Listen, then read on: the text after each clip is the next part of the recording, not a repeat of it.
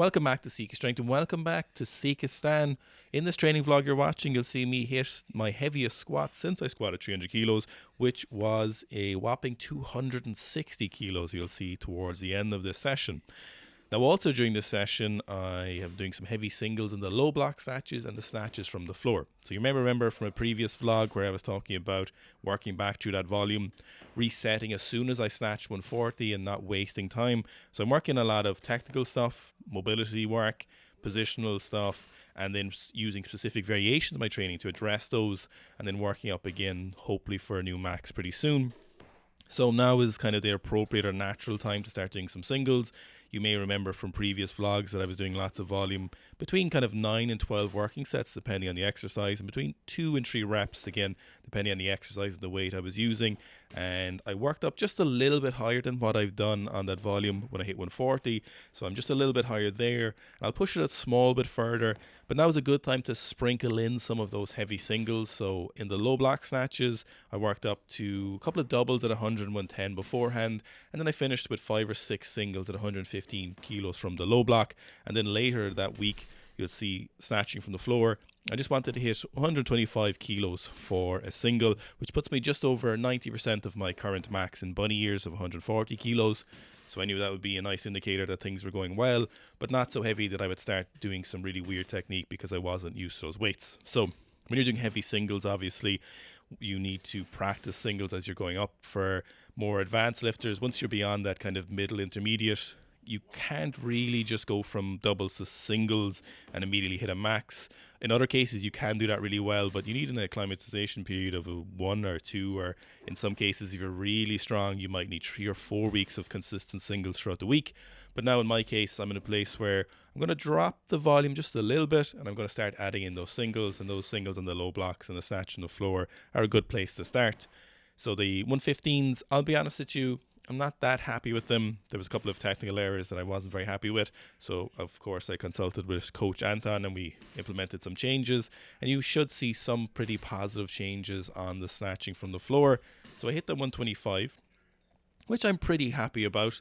I was more than happy with the 120. That was quite sharp. But an oblique injury, which is the first time I've ever injured an ab. I injured it from jiu-jitsu, has been kind of plaguing me for the last 10 days. And I wanted to make sure that I wouldn't hurt it too much, which meant obviously I maxed my snatch and maxed my back squat. Well, I didn't max my snatch, but you know what I mean. So in the snatching, I'm practicing landing through my heels, because you'll see on some of the low block snatches that I'm landing on my toes and my heels are elevating. Now, it's not really a mobility issue. It might be a mobility issue compensating for the upper body, but it's certainly not a lower body mobility issue. So I really compensated and overcorrected by practicing landing on my heels. Now, a few other things that I was looking at was looser arms. So that's a big cue. You may remember me talking about over the last few months.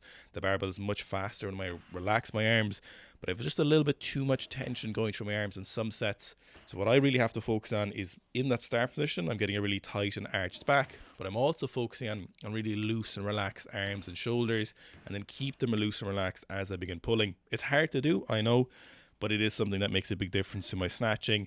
And then I was focusing on maintaining that back position, loose arms, landing through the heels. And they were the main cues I was focusing on that heavier snatching from the floor.